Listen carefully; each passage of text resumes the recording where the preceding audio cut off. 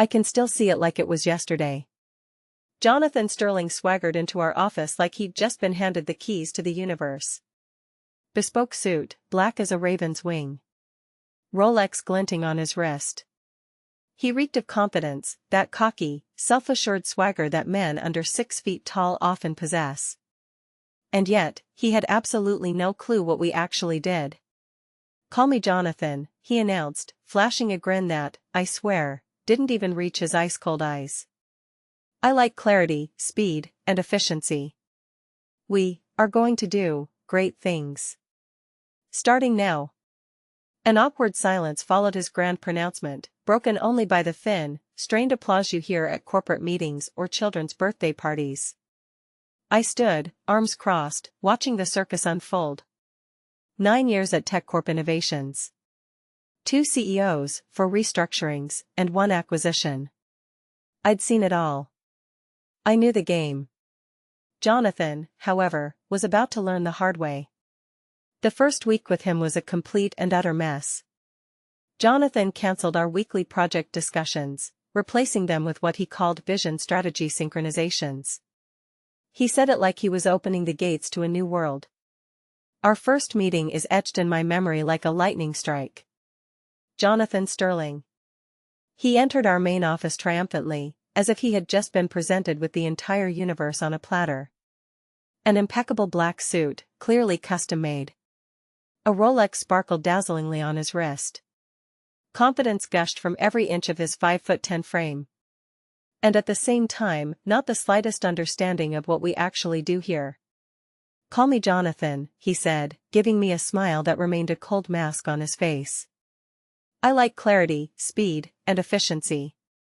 We will do great things. Starting from this moment." A pause hung in the air, and then came the strained applause that you only hear at corporate meetings or children's matinees. I remained standing, motionless, with my arms crossed. Almost 9 years at TechCorp Innovations. I survived 2 CEOs, 4 restructurings, and 1 acquisition. I knew the rules of this game, but Jonathan had yet to learn them. By Thursday, he'd already gotten rid of 3 middle managers, 2 of whom he simply fired via email. And then this upstart started messing with our flagship product, without a clue about its architecture. The irony was that this product was my baby. I had nurtured it 6 years ago. After that disastrous acquisition deal that almost bankrupted us, I personally designed the new server infrastructure. Perfect. As precise as a Swiss watch, as secure as Fort Knox, and infinitely scalable. And not just designed, I patented the system in my name. It was a kind of plan B, a protective mechanism that the previous CEO had supported. I remember him saying, "Olivia, if you ever decide to leave, we'll be crawling at your feet, begging you to come back." This clause was even written into my employment contract, in fine print that most executives don't even bother to read. But Jonathan, of course, hadn't read a single line. By the second week, he had begun to pointedly call me technical supervisor instead of my real title, Director of System Architecture. A minor jab, but telling. He avoided eye contact at meetings, cut me off mid-sentence, and showered praise on junior employees for ideas that I had voiced long before them. His contempt was almost palpable. A classic power play, first belittle, then discredit, and then you're an outcast. As always, I maintained an Olympian calm. But I was now carefully recording their every move, every barb. And then came the fateful Friday. Jonathan swaggered into my office, like a character in a third-rate office drama. Leaning against the doorframe, he said, "Olivia, got a minute?" I silently pointed to the chair opposite. He didn't even think about sitting down. "I'll be frank with you," he declared, in a tone of condescending charity, as if honesty were his personal gift to me. "You've been here a long time. Maybe too long. Things change, Olivia. We need people, more modern, shall we say." I merely raised an eyebrow, waiting for the punchline. "Which means, we've decided your position is no longer needed. You're fired. Immediately. Of course, you'll receive the severance pay you're entitled to. HR is already preparing the paperwork." His words sounded like a worn-out record, steeped in self-satisfaction. I was bursting with laughter. Instead, I leaned back in my chair and looked at him intently. For real. He had no idea. Absolutely no idea what I possessed. He didn't realize what ace I had up my sleeve, that one magical line in my contract. I couldn't even imagine that without my visa, without my personal, documented consent, the whole machine, the entire system on which 82% of their operations were based, would be paralyzed. Legally, they didn't even have the right to touch it. But I didn't say a word about it. I just gave him a smile. A calm, self-assured smile, the kind of smile a person gives when they know something you don't. Is everything clear? I said, getting up to say goodbye. He didn't offer me a handshake. He just nodded, turning away as if I had already turned to dust. As I was already at the door, he threw in as a parting shot. Great. I'm not going to waste a cent on a has-been whose moment of glory was 5 years ago. And I just kept smiling. Good luck to you, Jonathan. He lingered in the doorway, seemingly disconcerted by my icy calm. And yet, he left. I slowly, with a kind of sinister methodicalness, gathered my things. A few trinkets, a sickly flower that I had somehow managed to keep alive for 5 years, and a flash drive that contained nothing but photos of our old team. As I walked through the open space, I felt eyes on me.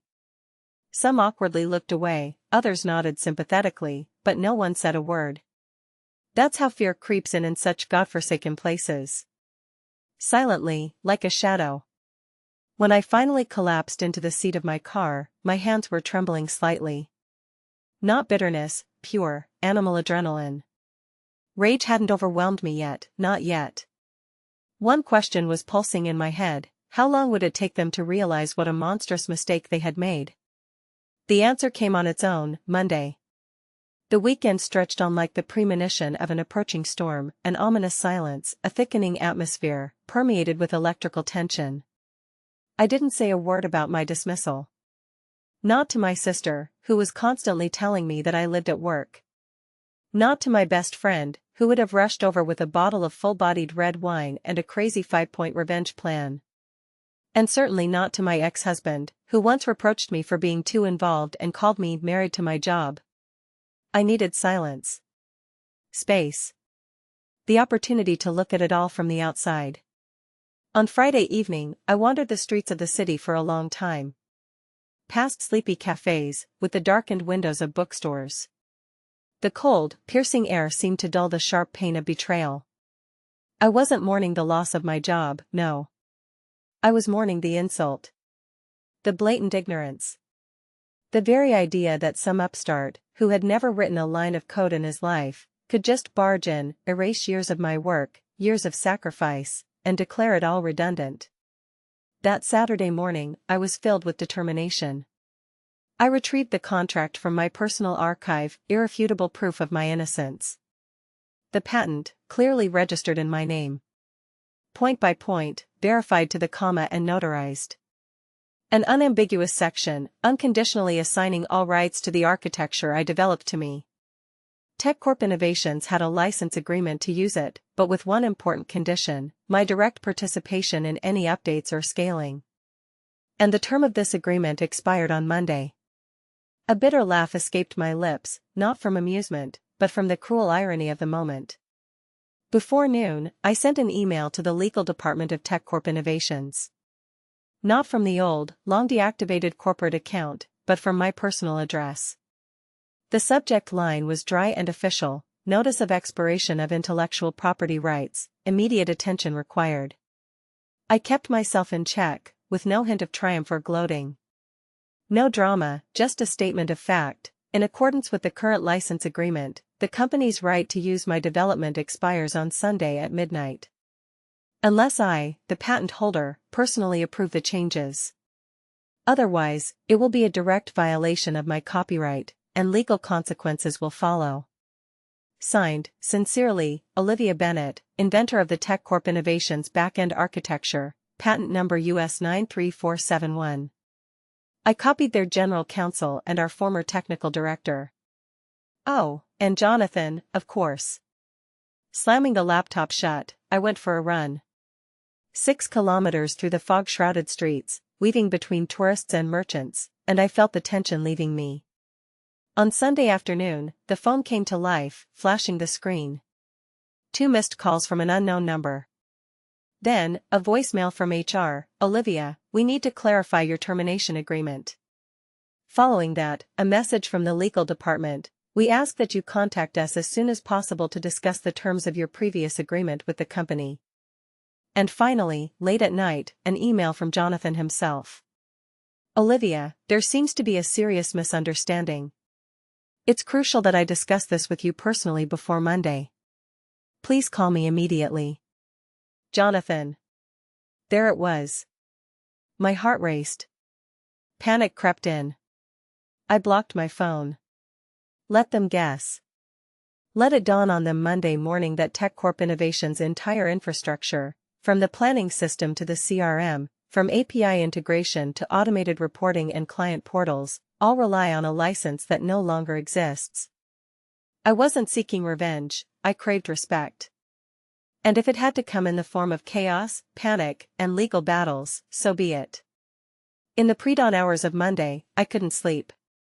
I brewed strong coffee, made sure my phone was fully charged, and opened my laptop. In leggings and an oversized hoodie, I sat on the sofa, watching the clock hands tick down to 8 a.m. The start of the work week at TechCorp Innovations. At 8:07 a.m., my inbox exploded. System error, back-end authentication failure. Critical. Clients locked out of dashboards. My heart pounded. This was followed by a message, "Olivia, call me immediately. Jonathan." His tone screamed of impending disaster. Then a message popped up from Madison, my old comrade from the development department, "Olivia, did you do this? Please tell me it was you. Jonathan is furious. Systems are down, meetings cancelled, clients are blowing up the phones. The board is involved." A smile touched my lips, not malicious, but rather enlightened. This wasn't sabotage. It was retribution for the arrogance of those in power, for their habit of assuming competence without proof and dismissing value without understanding. At 8:31 a.m., the phone rang. This time, I answered. "Olivia," the voice on the speaker said. Unadulterated panic broke through the forced calm. "We need to talk." I had no idea about the licensing situation. "Let's get you back in the office." I gently interrupted him, savoring the moment of triumph. "I'd be happy to talk to you, Jonathan, but not about work. Now we'll be discussing licenses as an external partner." My voice was steely, my eyes resolute. The game had begun on my terms. Silence hung in the air. "Olivia," he said again, quieter, as if tasting my name. "Let's not make this personal." "It's not personal, it's a contract," I snapped and hung up. That's when the real fun began. On Monday, at precisely 9:01 a.m., I walked into the gleaming TechCorp Innovations building. Not through the staff entrance, as usual, but through the front door. The sound of my heels, distinct and confident, echoed across the marble floor. It was an unfamiliar rhythm after years of quietly slipping in with coffee and a laptop. This wasn't a return, it was my triumphant rebirth. The receptionist blinked as she saw me. "Ms. Bennett," I said with a disarming smile. "I have a meeting scheduled with the legal department." She nodded hastily, clearly confused, and reached for the phone. Her hand trembled slightly as she dialed. I could feel the atmosphere in the lobby shifting. Conversations died mid-sentence. Employees pretended not to look, but I could feel their eyes burning into me. "Elevator to the 7th floor," the receptionist mumbled. "They're expecting you." Stepping into the elevator, I saw my reflection in the cold, silver steel walls. The doors closed, cutting me off from my old life. A new game was beginning. On the outside, I was the embodiment of confidence, a rock against which waves of doubt would crash. But inside, beneath the mask of composure, my heart pounded not with fear, but with laser-like focus. All weekend, I had honed every argument, preparing for this showdown. Not just to defend the fruits of my labor, but to prove to myself, and to them, what I was worth. Entering the legal department's conference room, I felt the air thicken with wariness. The company's general counsel rose to greet me, followed by 2 members of his team and a senior consultant we'd crossed paths with on a past merger. Jonathan was absent. I took a seat at the head of the table, allowing them to make the first move. "Olivia," the general counsel began, his voice smooth, but with an undercurrent of tension beneath the courtesy, "we appreciate you agreeing to meet. Our goal is to prevent further escalation and resolve this situation amicably." "Of course," I replied, raising my eyebrows slightly. "I'm always in favor of constructive solutions." "I assume you've reviewed the licensing agreement carefully?" He nodded curtly. "Yes, we have. Your claims are entirely valid. The patent for the system is registered in your name, and according to the contract, any further use without your consent is a direct violation." The license expired, as stated, precisely at midnight. A short, tense silence fell, and then he leaned forward. "We're offering a retroactive license renewal. 1 year, on the same terms. Full operational access, as before." I merely smiled slightly. "That's not enough." A quiet murmur rippled through the room. A consultant hastily scribbled something in a notebook, as if trying to capture the moment. "I'm not here to resurrect the past," I said evenly, "I'm here to change the future." "You're experiencing a collapse, aren't you?" They hesitated, exchanging glances. "I'm aware that all client platforms, internal reporting, even developer access have been affected." The legal counsel finally relented and nodded. "Yes, that's true." "Then let's talk about the price," my voice rang out confidently, like the striking of a bell. "I'm demanding $1.2 million for the next 6 months. Non-exclusive, renewals every quarter, full system support, either personally or through a team of consultants approved by me, and public acknowledgement of the patent in all your corporate documentation." This wasn't a bluff. It was a fair price, considering the scale of the disaster and the impact of my system. The silence that hung in the room spoke volumes. They clearly hadn't expected to see me so prepared and self-assured. One of the lawyers cleared her throat, as if preparing for an important statement. "That's a rather substantial increase." I raised my head, my gaze sharp and unwavering. "It reflects true value. A value your company seems to have forgotten how to measure." The chief legal counsel leaned back in his chair, feigning composure. "We need to present this to the board of directors." "I'll wait," my voice was even, but with an underlying steel.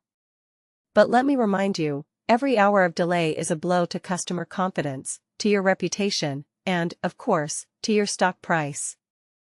I strongly recommend you hurry." There were no objections. At 10 a.m., I stood by the glass wall of the conference room, holding an open bottle of water and with my phone turned off. My attention was fully focused on what was happening inside. Beyond the glass, Jonathan was pacing the hallway like a trapped animal. He hadn't seen me yet. When his gaze finally fell on me, his face froze in a mask of astonishment. But only for a moment. Then a whole range of emotions crossed it: confusion, disbelief, and finally, realization. He walked towards me. His gait was unnaturally slow, every movement controlled. "Olivia," he said, his voice laced with strained politeness. "I didn't expect you to come in person." "No, Jonathan," I replied, maintaining my icy composure.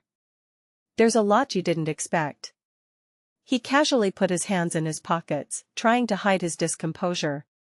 "I think this has all gone too far. We should have discussed everything before the lawyers got involved." It sounded in the office like an admission of defeat. I raised an eyebrow, my voice dripping with sarcasm. "You mean, before you fired me?" "That decision was made based on an incomplete picture," Jonathan tried to justify himself. I rose sharply, interrupting his pathetic attempts to make excuses. "No," I cut him off, "that decision was dictated by your ego. And now you're paying the price." He opened his mouth, ready to object, but I didn't give him a chance. "I'm not angry, Jonathan.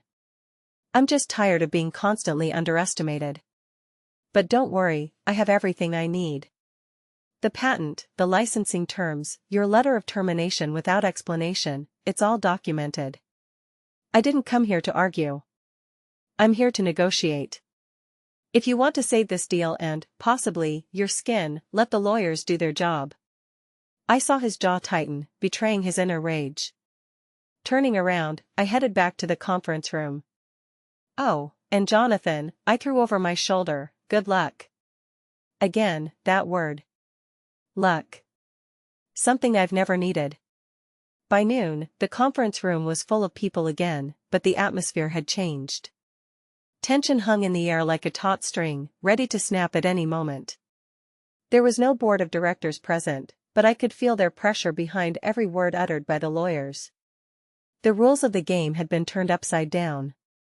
What yesterday seemed like an unfortunate misunderstanding had today become a full-blown legal crisis, threatening operations and shareholder value. But I wasn't about to back down. The chief legal counsel sat opposite me, noticeably losing his composure.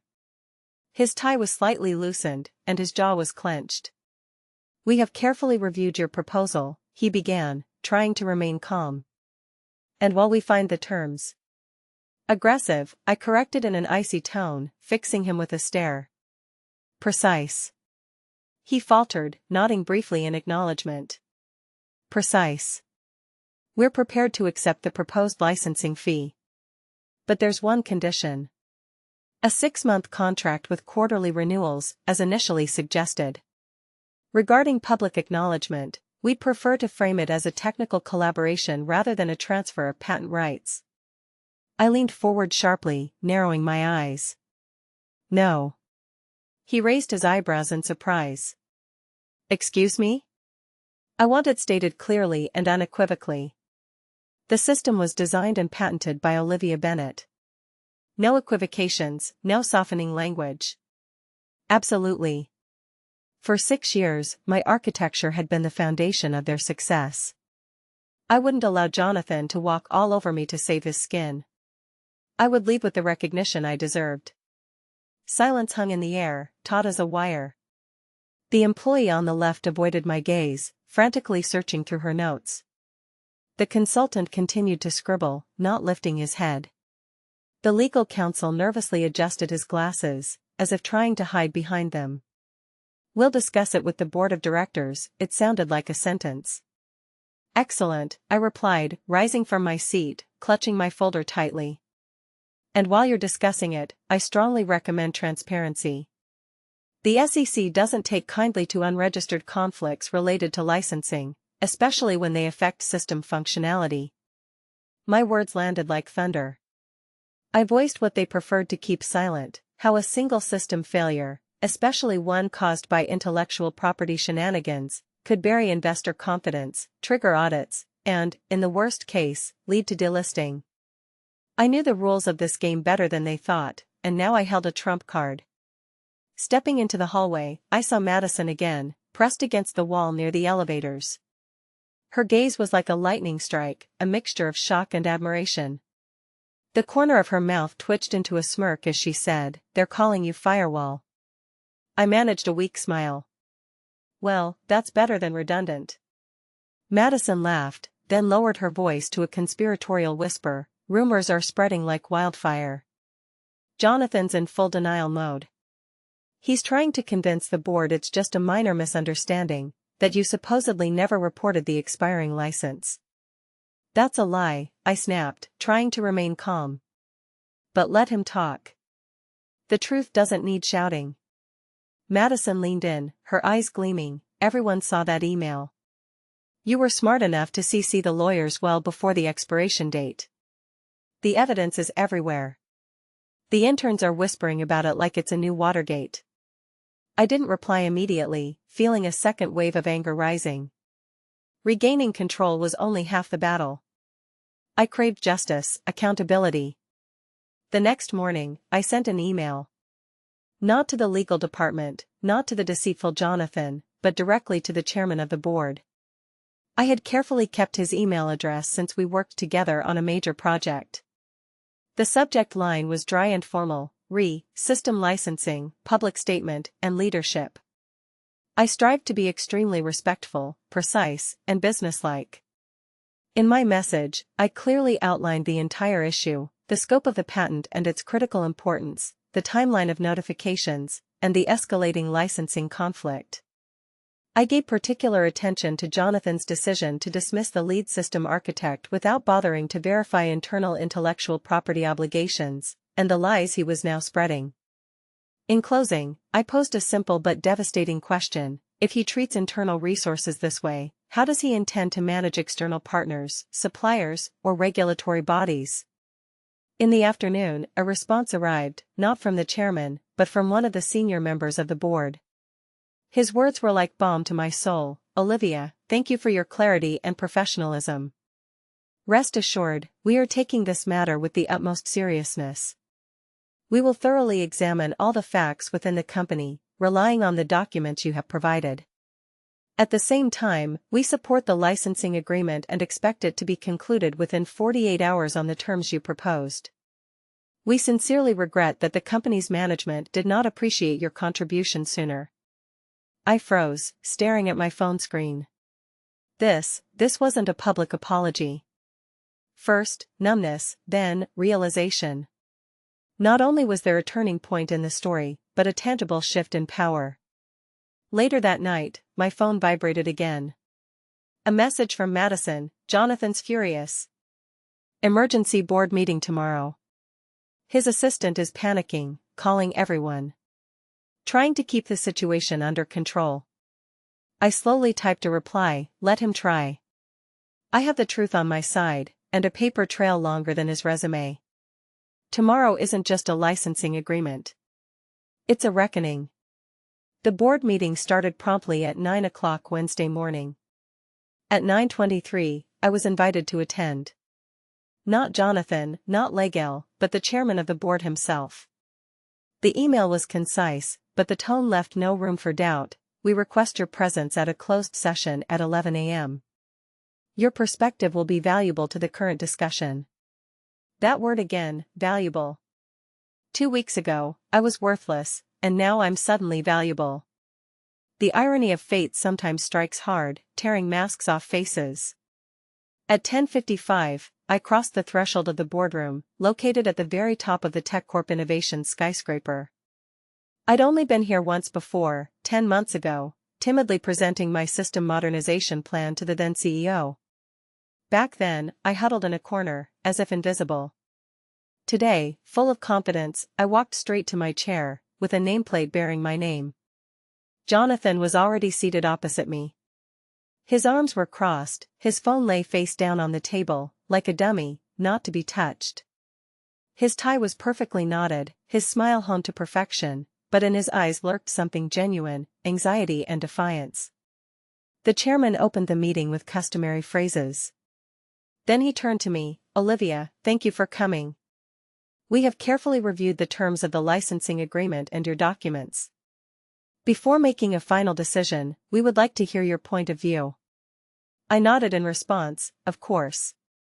Standing up, I unfolded my notes, but I didn't read from them. Instead, looking intently into the eyes of each member of the board, I said, "Leadership is not about control. Leadership is about clarity. Understanding the fundamentals, whether technical systems or human resources, is critical for any leader. When an inexperienced leader invades an unfamiliar environment, they face a dilemma: learn or destroy.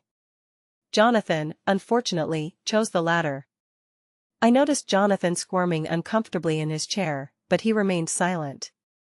He unhesitatingly branded me incompetent, fired me without delving into the details, and ignored the legal implications related to the infrastructure on which the entire company depended.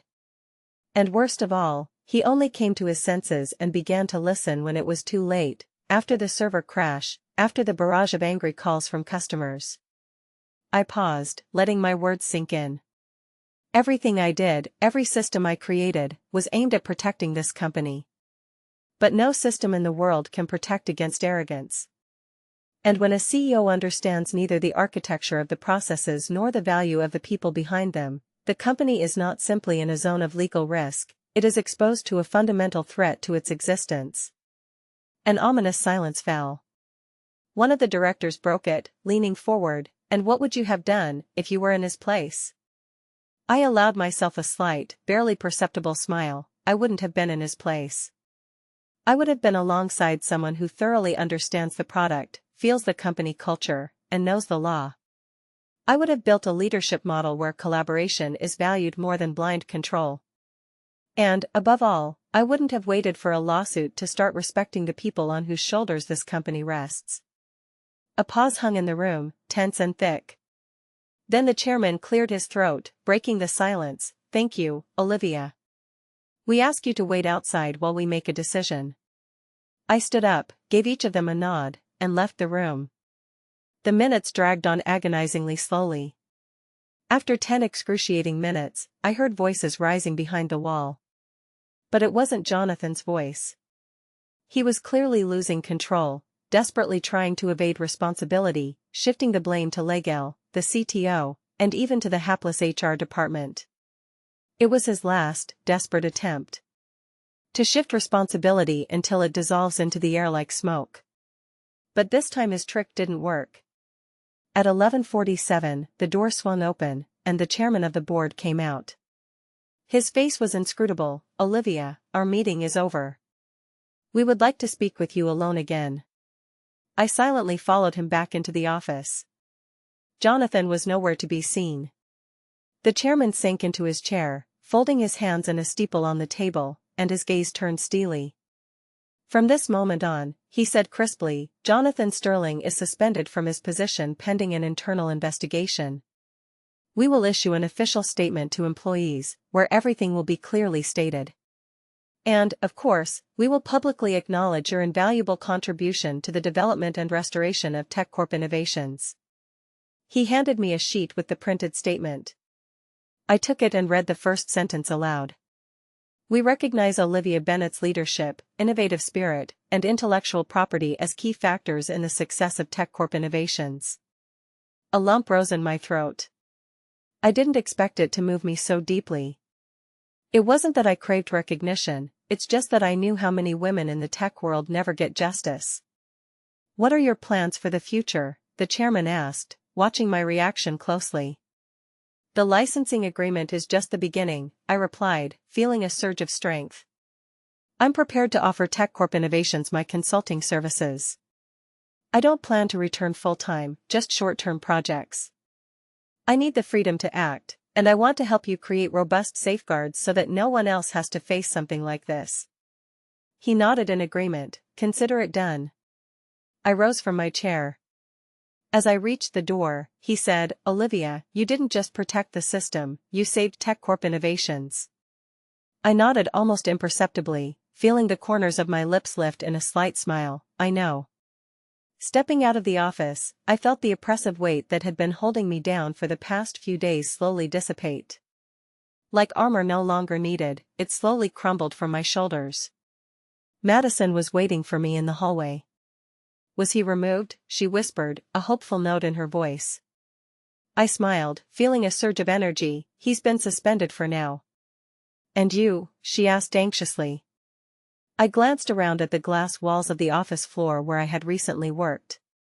I'm just getting started, I replied firmly, feeling a fire of determination ignite within me. On Friday, at exactly 2 p.m., an internal message was released. Jonathan Sterling has been suspended from his position, effective immediately, pending a full investigation into recent management decisions, including termination processes and breaches of contractual obligations. TechCorp Innovations officially recognizes Olivia Bennett as the architect of our core infrastructure. Her patent and licensing terms are now an integral part of our operating agreement. We appreciate her invaluable contribution and leadership, especially during this challenging period, the official statement read succinctly. But within the company, those words echoed thunderously. Leaving the office that day, I felt the oppressive silence in the corridors replaced by tentative smiles, hurried nods, and quiet congratulations from colleagues who had diligently avoided my gaze in recent weeks. It wasn't exactly what I craved, but it was recognition. And, more importantly, it was a harbinger of change. The following Monday, I once again crossed the threshold of the legal department. This time I was driven not by a crisis, but by a clear vision for a new structure. A system designed to protect internal innovations and shield employees from management missteps. My proposal included automated IP agreement reviews upon leadership changes, an anonymous whistleblower system with direct access to the board of directors, a mentorship program for young developers with a specific focus on intellectual property, recognition of merit, and the establishment of healthy boundaries. I didn't just want to walk away victorious. I aspired to leave behind something more substantial. The consulting agreement was signed within a week.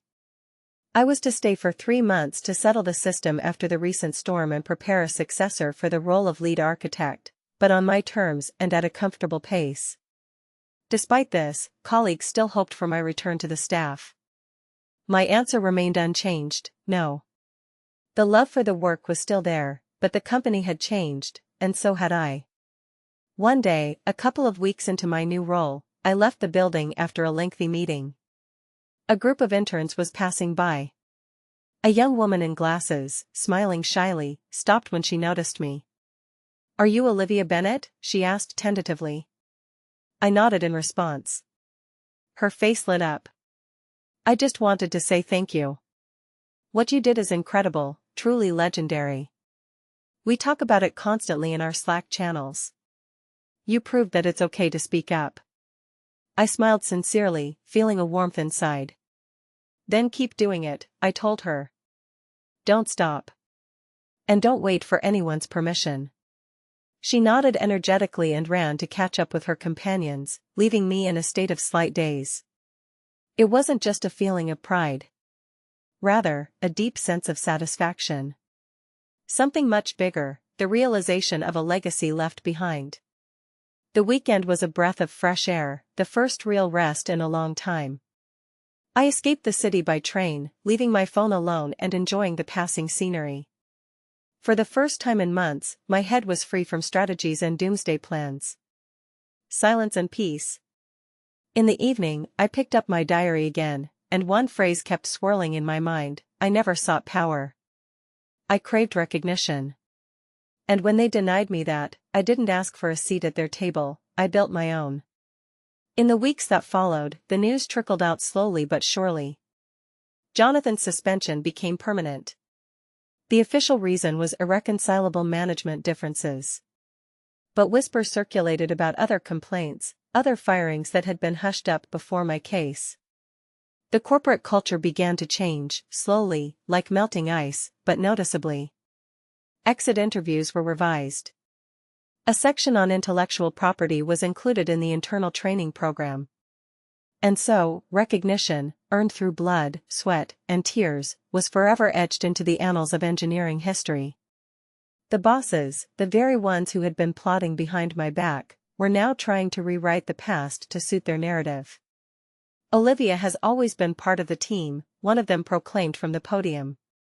"We have always valued her expertise." I merely smirked with disdain, seeing no point in their justifications. Those who truly mattered already knew the truth. And the code doesn't lie. The architecture, created by my own hands, continued to live and breathe, and my name finally took its rightful place, within the system itself, in the credits, in history. Several months later, I received a handwritten letter from the chairman of the board himself: "Olivia, you have revolutionized our understanding of leadership. Not through your battles, but through your unwavering resilience. Thank you for showing us what true power is, Ethan." I keep that letter in the same drawer where my dismissal papers once gathered dust. It's a reminder of where it all began, and where I refused to give up. Today, I am the head of my own consulting firm. I work with companies that crave more than just pretty slogans on the facade. They strive for reliable systems and empowerment for everyone. I am extremely careful in choosing my clients. My boundaries are clearly defined, and no document will be signed until I have examined every line, down to the smallest print. After all, this story is not about revenge. It's about recognizing value, about being seen, and about the quiet, indomitable strength of a woman who refused to be dissolved into oblivion just because the system wanted to forget her. So, to everyone who has ever been underestimated, sidelined, or labeled difficult simply for recognizing their own worth, my advice is this: you don't have to shout at the top of your lungs to make your mark. It is enough to simply know your worth and not give your power into the hands of those who do not deserve it. Because when they fire you, naively believing they have silenced you, they are only doing one thing: lighting a match.